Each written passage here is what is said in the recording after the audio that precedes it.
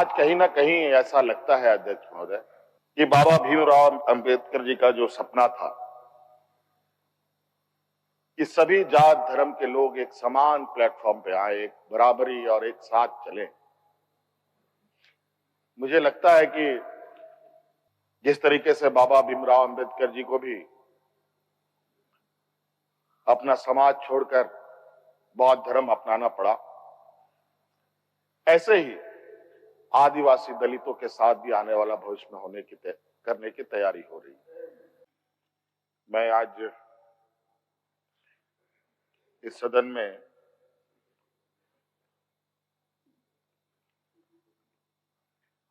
आदरणीय चंपई सोरेन जी के विश्वास मत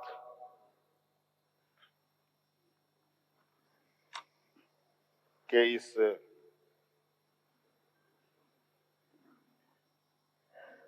अभ्यास का हिस्सा बन रहा हूं और हमारी पूरी पार्टी और पूरा गठबंधन दल आदरणीय चंपई सोरेन जी को समर्थन करता है और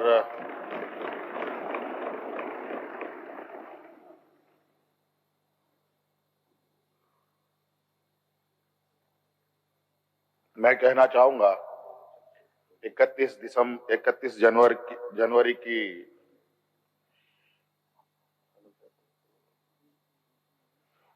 जो काली रात, काला अध्याय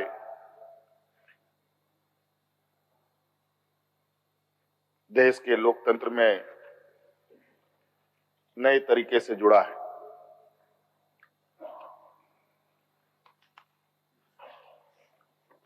31 तारीख रात को देश में पहली बार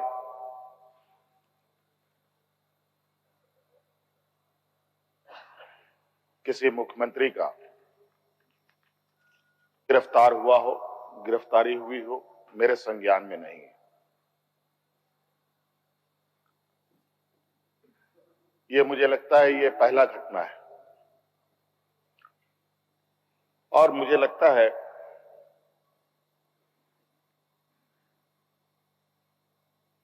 इस घटना को अंजाम देने में कहीं ना कहीं राजभवन भी शामिल रहा है।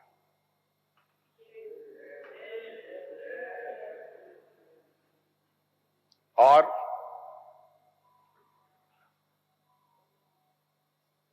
जिस तरीके से ये घटना घटित हुई है, मैं बहुत आश्चर्यचकित हूं।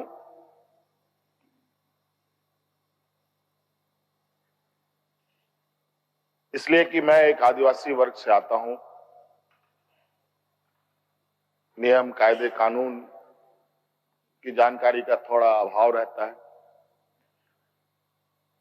बौद्धिक क्षमताएं अभी हमारे विपक्ष के बराबर हम लोगों की नहीं है, लेकिन सही गलत की समझ तो हर इंसान भी रखता है, हर जानवर भी रखता है।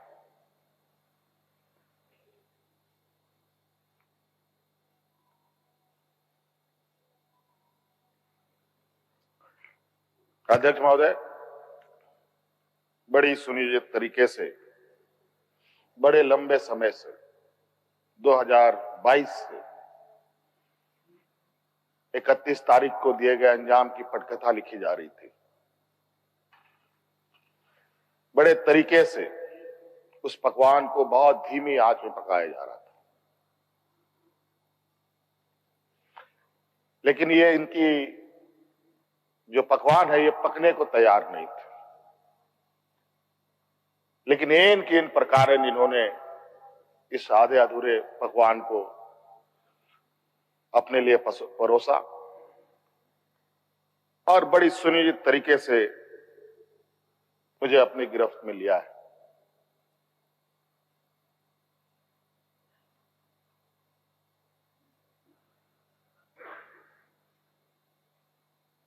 और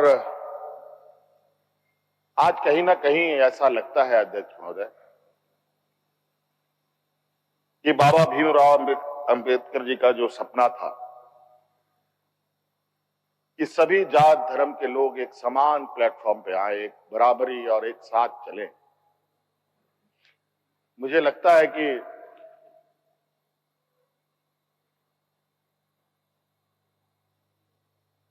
जिस तरीके से बाबा भीमराव अंबेडकर जी को भी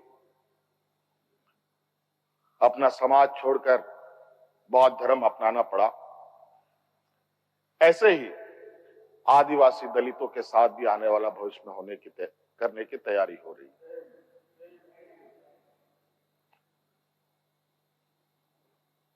बड़ा सुनिश्चित तरीके से अनेकों कालखंड को देखेंगे अध्यक्ष महोदय, जो इन आदिवासी दलित पिछड़े अल्पसंख्यक के ऊपर अत्याचार हुए हैं, वो अत्याचार अध्यक्ष महोदय नए नए चेहरे, नए नए शक्ल, नए नए रूप में दिखते रहे हैं। आज उसी का जीता जागता उदाहरण 31 जनवरी को देखने को मिला है।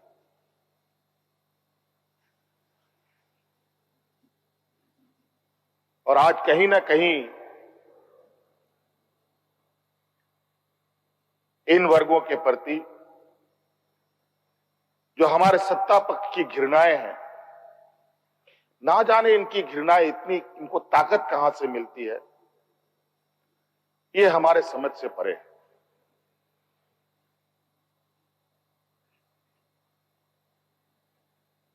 इतनी घृणा, इतना द्वेष के प्रति इनका आदिवासी दलितों के प्रति कि आपको इससे अंदाजा होगा कि इन्हीं के पाले हुए तंत्र ये कहते शर्माते नहीं कि ये जंगल में थे तो जंगल में ही इनको रहना चाहिए। हम जंगल से बाहर आ गए, इनके बराबर बढ़ गए तो इनके कपड़े मैले होने लगते हैं। ये हमें अछूत दिखते हैं।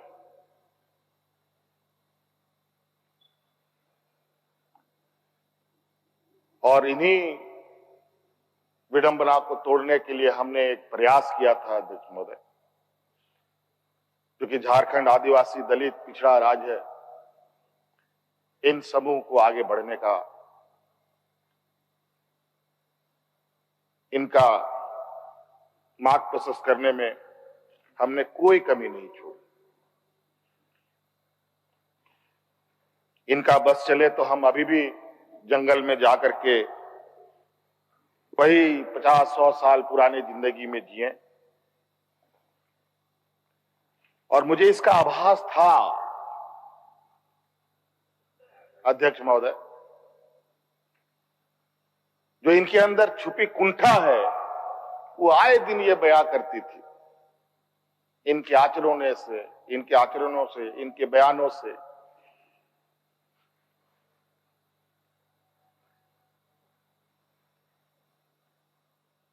लेकिन हमने हार नहीं मानी है अध्यक्ष महोदय। इनको लगता है कि मुझे जेल के सलाखों के अंदर डालकर ये अपने मंसूबे में सफल हो जाएंगे। ये झारखंड है अध्यक्ष महोदय, ये देश का एक ऐसा राज्य है जहां हर कोने में आदिवासी दलित पिछड़े वर्गों से अनगिनत सिपाहियों ने अपनी कुर्बानी देकर यहां के आदिवासी दलितों की जान बचाई। देश आजादी के सपने भी ये लोग नहीं देखते थे अध्यक्ष महोदय, तब से झारखंड के आदिवासी अपनी हक अधिकार की लड़ाई लड़ रहे हैं। ये तो बहुत बाद में आए, लेकिन बौद्धिक संपन्नता, आर्थिक संपन्नता, आज तक इन लोगों ने देश का गांधी टोपी नहीं पहना अध्यक्ष महोदय।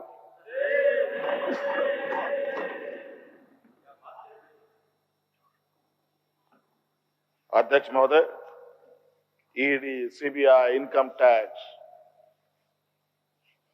जिनको देश के विशेष और काफी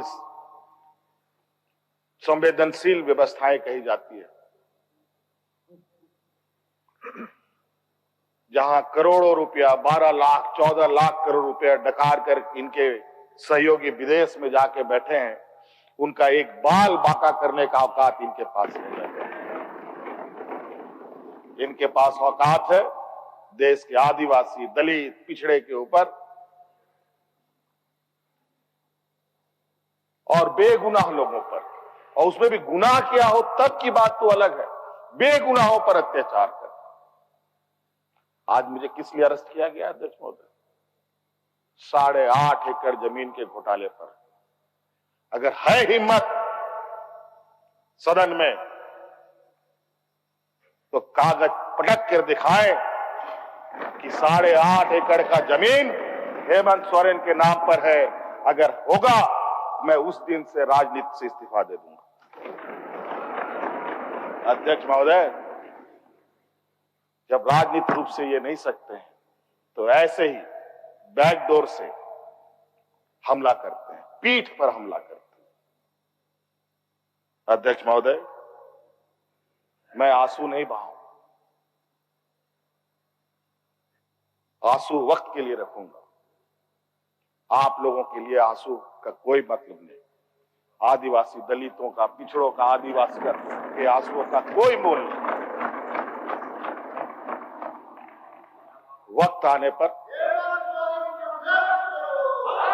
हम इनके एक एक सवालों का जवाब और एक एक इनके षड्यंत्र का जवाब वक्त आने पर बड़ी माकूल तरीके से दिया जाएगा। एक्चुअली दुर्भाग्य है अध्यक्ष महोदय इस राज्य का, तथाकथित हमारे राज्य के ही कुछ लोग जो ऐसे सामंती विचार वाले के चरणों में जाकर के झुककर उनकी सेवा और पूजा अर्चना में लगे,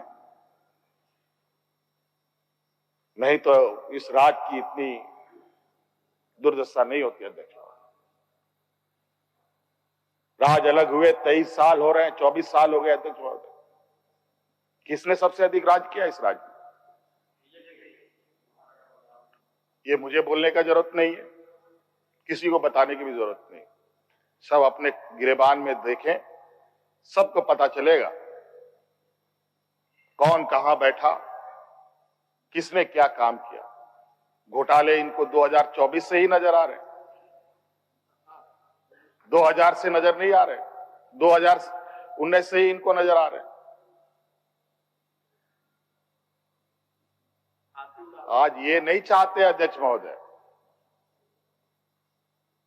देश का आदिवासी, दलित, पिछड़ा, अल्पसंख्यक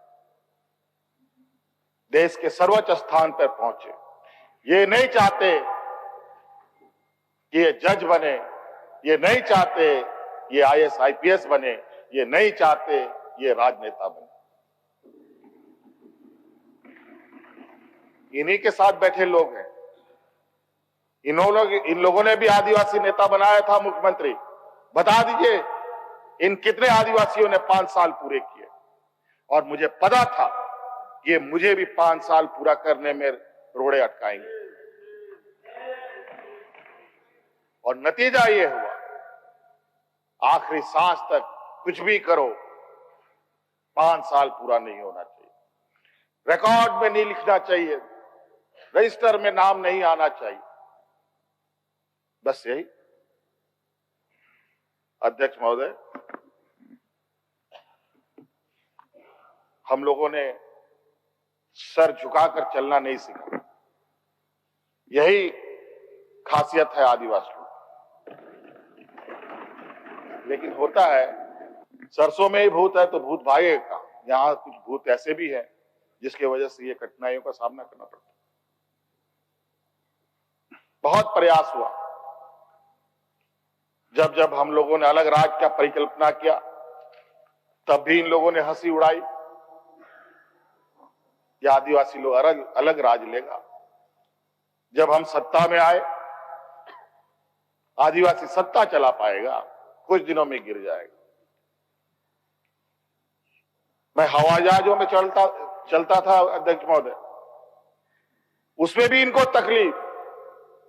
मैं 5 स्टार होटलों में रुकता था, उसमें भी इनको तकलीफ। मैं BMW कार में घूमता हूं, उसमें भी इनको तकलीफ।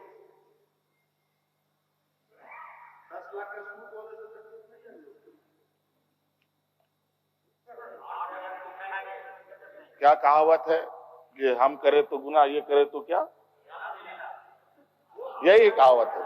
खैर छोड़िए अध्यक्ष महोदय, बड़ा विचित्र स्थिति है। अब जो स्थिति दिखाई दे रहा है अध्यक्ष महोदय, कुल मिलाकर झारखंड के परिप्रेक्ष्य के अलावा पूरे देश के पैमाने में अब आदिवासी, दलित, पिछड़ा, अल्पसंख्यक सुरक्षित नहीं। विशेषकर झारखंड में तो यहां के खनिज संपदाओं को, जो वर्षों से इस पर लोगों की गिद्ध नजर है और आगे भी रहेगी। ये तो हम थे अध्यक्ष महोदय, ये बहुत फूक फूक करके उनको आगे बढ़ना पड़ता था। ये खुला दरवाजे की आदी हो चुके हैं, इनको कोई रोक टोक नहीं कर सकता। जो इनके सामने आएगा वो इसी तरीके के अंजाम से उनको गुजरना पड़ेगा। और इनको लगता है ऐसे अंजाम देने से झारखंड के लोग घबरा जाएंगे। ये आप लोगों की बहुत बड़ी भूल है, और इतनी बड़ी ये भूल होगी जो झारखंड का इतिहास आपको कभी माफ नहीं करेगा। अध्यक्ष महोदय,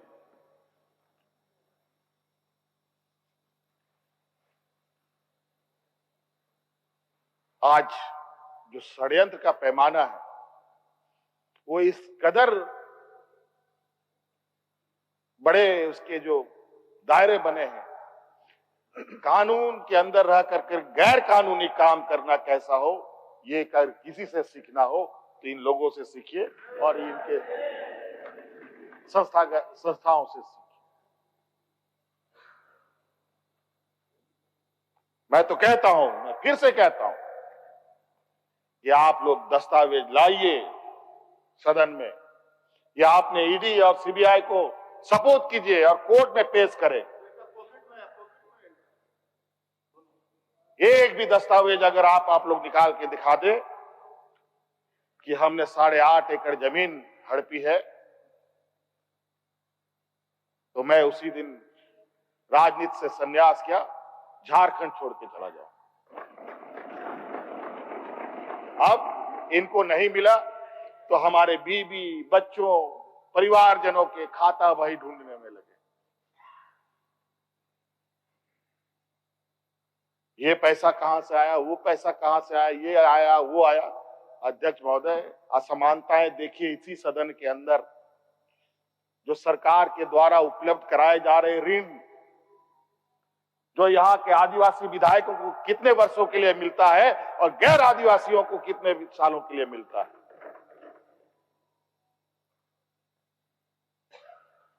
इस विषय पर गंभीरता से सोचने की आवश्यकता है। देखो, ये बहुत लंबी लड़ाई। आज जिस तरीके से बड़ा मछली छोटा मछली को खा जाता है, सामाजिक व्यवस्था में भी यही कहानी है। एक बड़ी व्यवस्था छोटी व्यवस्था को खाने का हर बरकस प्रयास करती है। प्रभु राम का प्राण प्रतिष्ठा हुआ 22 जनवरी को। राम राज आ गया, पहला कदम बिहार पड़ा। बेचारा एक पिछड़ा वर्ग का व्यक्ति की क्या हद होगी आप जानते हैं। दूसरा कदम झारखंड पर पड़ा, एक आदिवासी मुख्यमंत्री को निगलने का प्रयास। क्योंकि इस आदिवासी मुख्यमंत्री के शरीर में हड्डियां कुछ अधिक है, इसलिए उस हड्डी को निकालने के लिए ईडी उसका डिसेक्शन करने में लगी हुई, ताकि हम कैसे इसको निगल जाए। लेकिन इतना आसान नहीं। गलती से गले में फंस गया तो पूरा का पूरा आंतड़ी फाड़ के बाहर। इस वजह से संभल के खाने का कोशिश कीजिएगा।